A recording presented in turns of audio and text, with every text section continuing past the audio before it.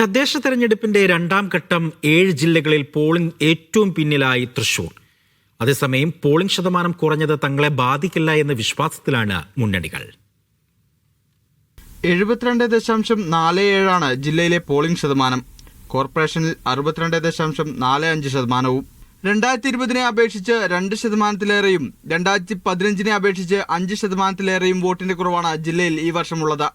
ജില്ലയിലെ മുനിസിപ്പാലിറ്റികളിൽ ഏറ്റവും കൂടുതൽ പോളിംഗ് കൊടുങ്ങല്ലൂരാണ്, 72.2%. അതേസമയം പോളിംഗ് കുറഞ്ഞത് തങ്ങളെ ബാധിക്കില്ലെന്നും ആശങ്കയില്ലെന്നുമുള്ള നിലപാടിലാണ് LDFും UDFും.